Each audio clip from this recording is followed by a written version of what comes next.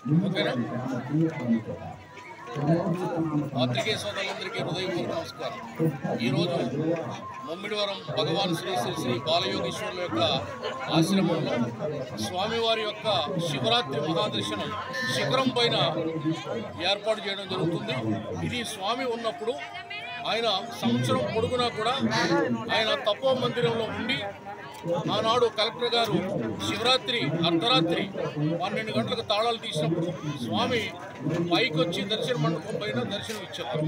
అదే ఆనవాయితీని కొనసాగిస్తూ నేటికి ప్రతి శివరాత్రి మరునాడు శిఖరం పైన స్వామి దర్శనం ఏర్పాటు చేయడం జరిగింది.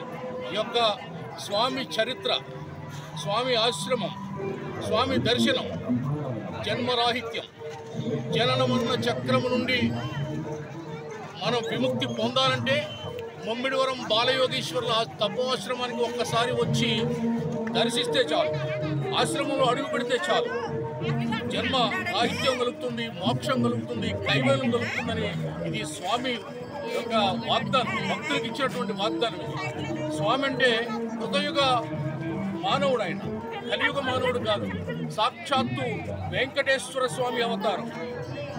స్వామి ఈ క్షేత్రం రాబోయే రోజుల్లో ఇక్కడ విమానాలు దిగుతాయని చెప్పారు.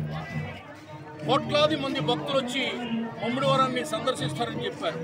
కాబట్టి రాబోయే రోజుల్లో మరొక తిరుమల తిరుపతి క్షేత్రంగా ముమ్మిడివరం బాలయోగీశ్వర తపో ఆశ్రమం రూపాంతరం చెందబోతుంది. భక్తులు విమానాల్లో దేశ విదేశాల నుంచి వచ్చి ఇక్కడ దిగుతారు. ఇది స్వామి చెప్పిన మాట, నా మాట కాదు. కాబట్టి బ్రహ్మ విష్ణు పరమేశ్వర స్వరూపుడైనటువంటి బాలయోగీశ్వర దర్శనం సర్వపాపహరం, సర్వదుఃఖహరం, జన్మరాహిత్యం, మోక్షప్రదం, కైవల్యప్రదం. జై భగవాన్ బాలయోగీశ్వర సద్గురు పరబ్రహ్మణే నమః.